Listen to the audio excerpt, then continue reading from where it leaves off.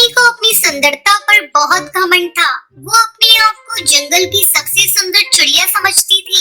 उफ, ये खूबसूरती, तुम्हें कोई हक नहीं है इतना सुंदर दिखने का। पर क्या करें, इस जंगल में मुझसे सुंदर तो दूसरी है ही नहीं।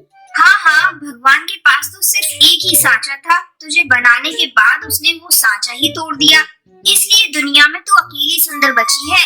अरे माँ जी, यहाँ कब आई?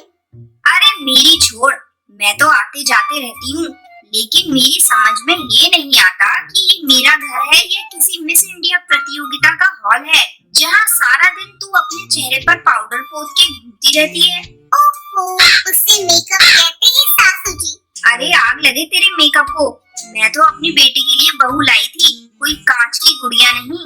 एक दिन दोनों सास बहू अपने किसी रिश्तेदार की शादी में जाने के लिए तैयार हो रही होती है। अरे बहू जल्दी चलना, देर हो रही है। बस सासू जी, थोड़ी देर में आई। अरे 2 घंटे से थोड़ी देर बोल रही है, मुझे पागल समझ रखा है क्या? अरे बहू तेरी शादी नहीं, कड़कनाथ के बेटे की शादी है, तू क्यों इतना सज सवर रही है? फिर आखिरकार दोनों शादी में पहुँचते हैं। आइए आइए बहन जी, बहुत देर कर दी। अब सुंदरवन जंगल के ट्रैफिक का आपको पता ही है, भाई साहब देर तो हो ही जाती है। तभी टुनटुनी की नजर स्टेज पर बैठे कड़कनाथ के बेटे कालू पर पड़ती है। उसके बगल में बैठी दुल्हन को देख टुनटुनी बोल पड़ती है, अरे ये क्या कालू, तुम तो बड़ी बड़ी बातें कर रहे थे, मैं किसी हीरोइन से शादी करूंगा, मेरी बीवी बड़ी ही खूबसूरत होगी, लेकिन ये क्या, ये तो।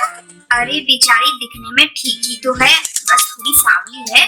कहाँ माँ जी, ये तो पूरी काली है, काली। आप भी न जाइए, अपना चश्मा लगा कर आइए। टुनटुनी की सास इशारे से उसे चुप रहने के लिए कहती है, लेकिन टुनटुनी तो अपनी खूबसूरती का बखान करने का मौका हाथ से कैसे जाने दे सकती थी। हाँ भाई हाँ, अब कर भी क्या सकते हैं, हर किसी को मुझ जैसी खूबसूरत बहू तो नहीं मिल सकती। खैर कोई बात नहीं, चलिए सासू माँ, चलकर खाना खाते हैं। बाय कालू।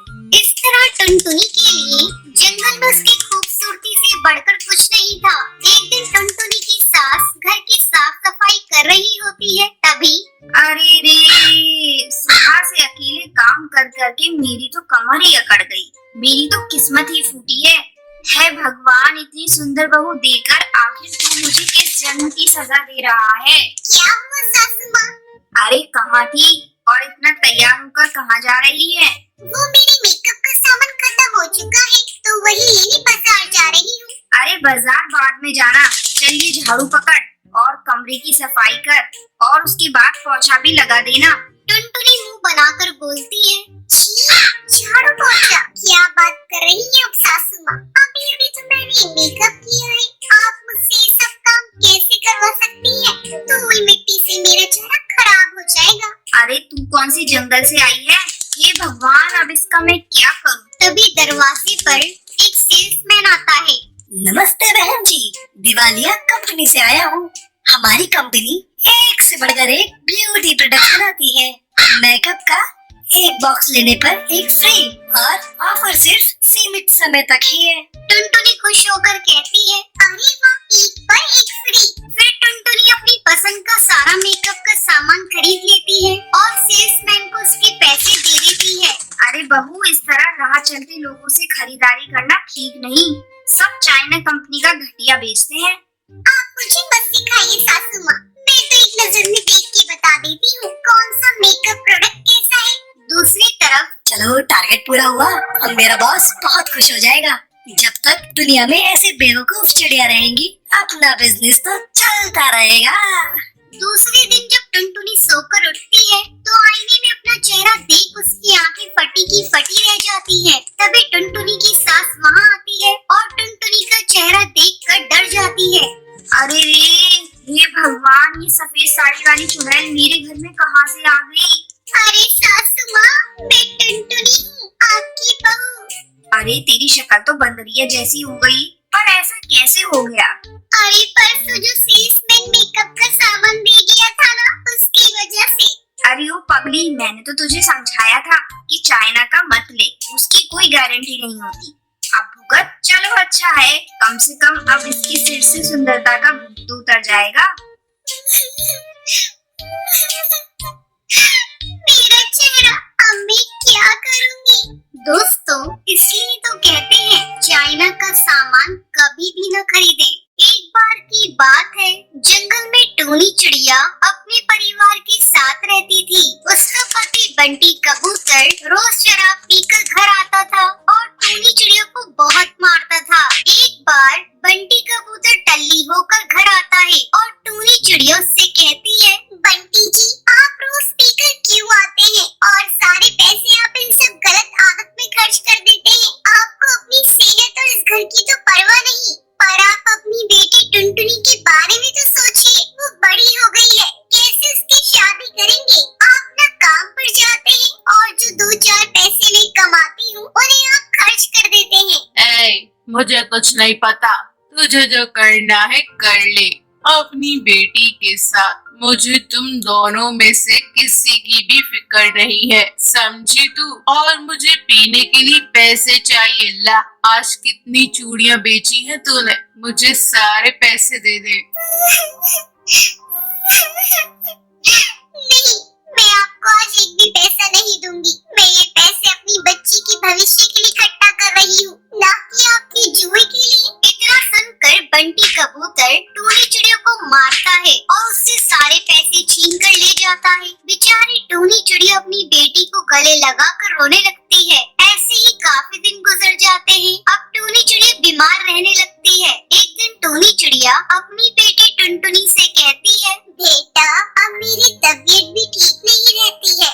मुझे तेरी शादी की फिक्र सताई जा रही है। मेरे बाद तेरा क्या होगा? कौन तुझसे शादी करेगा? टूनी चिड़िया ये बातें कर रही होती है, तभी बबली कबूतरी वहाँ पर आ जाती है। नमस्ते टूनी बहन, कैसी हैं आप? ये आपकी बेटी टुनटुनी है ना? मैं अपने बेटे मोंटू कबूतर का रिश्ता लेकर आई हूँ। मुझे टुनटुनी जैसी खूबसूरत, सुशील और कामकाजी चिड़िया की जरूरत थी। ये सुनकर टूनी चिड़िया बहुत खुश हो जाती है और बबली कबूतरी को रिश्ते के लिए हाँ कर देती है। अब टुनटुनी की शादी के दिन करीब आ जाते हैं, तभी टूनी चिड़िया बेहोश हो जाती है। उसकी बेटी टुनटुनी उसे डॉक्टर के पास लेकर जाती है।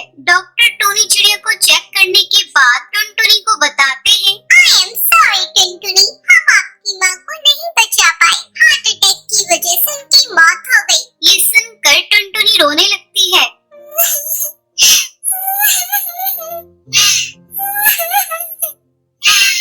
ये सब क्या हो गया? माँ तो मुझे छोड़कर कैसे चली गई? आपकी मौत की जिम्मेदार मैं हूँ। आपको मेरी शादी की चिंता खाई जा रही थी, पर अब तो मेरी शादी होने वाली थी ना। फिर भी तभी वहाँ उसका बाप बंटी कबूतर आता है। मुझे माफ कर दे बेटा, मेरी बुरी आदतों की वजह से तेरी माँ तुझे छोड़कर चली गई। मुझे माफ कर दे, मुझे अपनी गलती का एहसास हो गया है।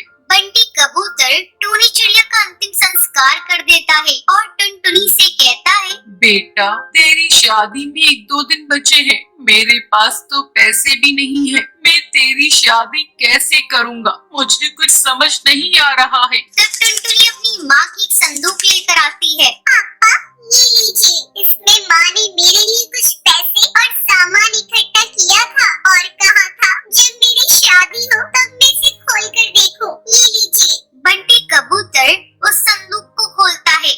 वो देखता है उसमें पैसे और एक लेटर पड़ा है। टुनटुनी बेटा, ये पैसे मैंने तेरी शादी के लिए इकट्ठे किए हैं। अगर मुझे कुछ हो जाए तो इन पैसों से तू अपनी शादी कर लियो। तेरे पापा का तो पता नहीं वो तेरा साथ देंगे भी या नहीं। ये खत पढ़कर दोनों रोने लगते हैं। टूनी, तुमने जाते जाते भी अपनी माँ होने का फर्ज निभाया है। तुम्हारा ये बलिदान तुम्हारी बेटियों में कभी नहीं भूलेंगे। अब बंटी कबूतर